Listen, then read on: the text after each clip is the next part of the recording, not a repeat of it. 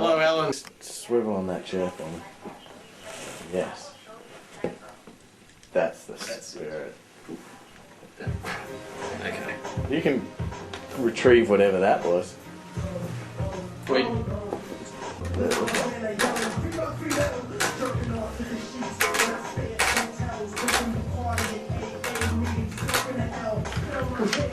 Ohayou gozaimasu. Voltron desu. Hai. Hey! Shinsaibashi Dori wa... sorry, ikimasu. Shinsaibashi Dori? Hai. Yo?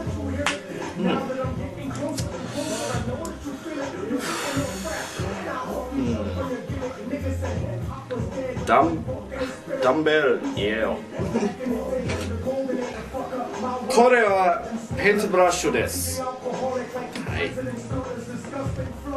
はい。何が？ハンバーは？これはハムロです。それはアックスです。スコットランドへスマッシュです。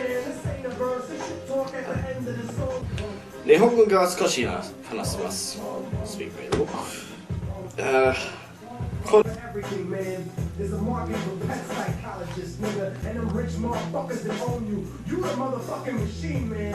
You and all these niggas talking about the same shit with the same flow over the same candy. It's 5 mics, a double XLs, or 5 discs. What I penetrate will start to grasp the conceptuality of what the 안녕하세요. business of hip hop is. Rather than just, oh, one last thing. You don't have to agree with everything I said. But don't If you go down to, if if you go to Osaka, go to Shinsaibashi Dori on Friday night. Fucking mint chicks out there. Some bar where they used to play darts. Oh, yeah. And I was sitting there trying to read the fucking whiskey, it's all in fucking Japanese. Asking for fucking whiskey. And he goes, no. And I'm like, what the fuck? And I say, look, so you'll pay at the exit. Weird country. Very fucking polite people, I'll give them that. Learn a little bit more before you fucking go. Fucking told some weird thing. I thought it was only in Japan now. Alright. No, they're kind of horrible. The vending machines there are basically 100 yen, which is about $1 at current exchange rate. So basically paying $100 like small PET bottles, which is roughly about 400 mils. It's not smaller than the usual cans you get here in Australia, obviously. Liquid version of the grape flavoured bubblegum. What we're looking for was something called Mitsuya cider. So it's like a little sweet flavour, but yeah, it's a good drink for that one. The shittiest one I tasted was this one called Pocari Sweat. It was sickly sweetened. It was pretty much one of those fucking ion drinks you had to replenish your fucking electrolytes. Yeah, so anyway, Pocari Sweat it's like drinking a slightly thickened version of Fleming. Pocari Sweat is basically like a slightly thickened version of lemonade that is flat and is sickly sweet. You know, it's just like, it's like drinking fucking cat's piss virtually. I reckon they make these drinks because, well, it's a Japanese experimental lot, I reckon. There was some other drinks I couldn't read, some of them were mostly all in Japanese I've seen. I couldn't pick up the other. I've seen some ones that are like lemon drinks, and I thought, yeah, it'd be too fucking sweet, but I think they enjoy these drinks thing, and I only experimented with only 1 or 2, so there was about a shitload of them, put it that way, so obviously not enough time to taste every single one of them, but yeah. I basically had tried maybe about 3 or 4 different ones. There's probably maybe 100.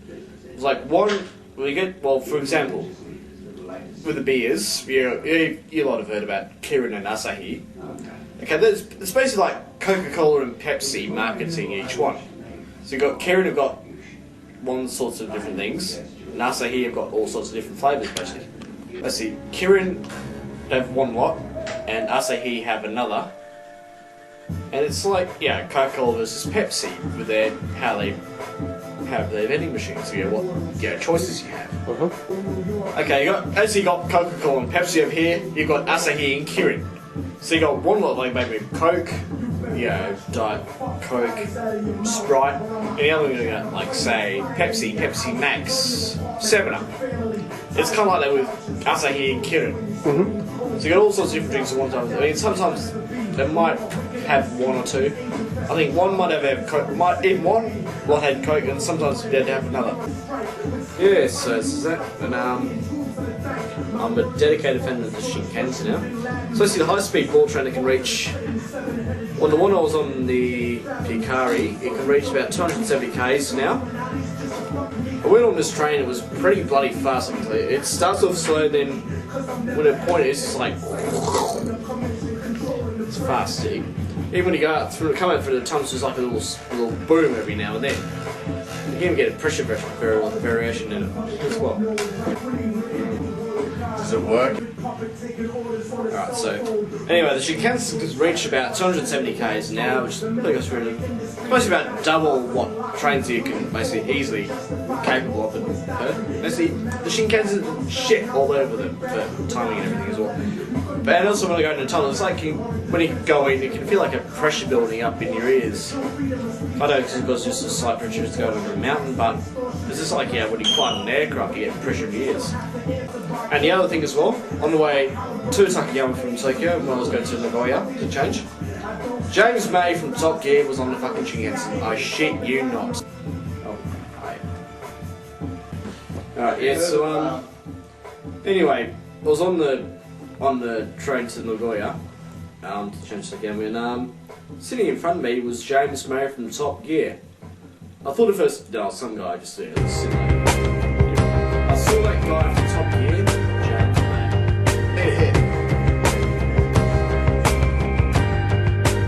Homeland and hip-hop. To think about the origins of hip-hop in this culture, and also about homeland security, is to see that there are, at the very least, two worlds in America. One of the well-to-do, and another of the struggling. For if ever there was the absence of homeland security, it is seen in the gritty roots of hip-hop. For the music arises from a generation that feels, with some justice, that they have been betrayed by those who came before them. That they are, at best, tolerated in schools, feared on the streets, and almost inevitably destined for the hellholes of prison. They grew up hungry, hated, and unloved. And this is the psychic fuel that generates the anger that seems endemic in much of the music and poetry. One senses very little hope above the personal goals of wealth to climb above the pit of poverty. In the broader society, the opposite is true. For here, more than any other place on earth, wealth is so widespread and so bountiful that what passes for the middle class in America could pass for the upper class in most of the rest of the world. Their very opulence and relative wealth makes them insecure, and homeland security is a governmental phrase that is as oxymoronic as crazy as, say, military intelligence or the U.S. Department of Justice. They're just words that have very little relationship to reality. Now, do you feel safer now? Do you think you will anytime soon? Do you think duct tape and Kleenex and color codes will make you safer? From Death Row, this is Mumia Abu Jamal.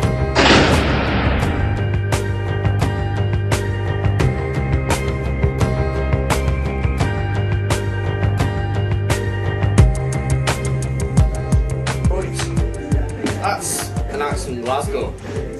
This is a hammer from Edinburgh. Scottish quality.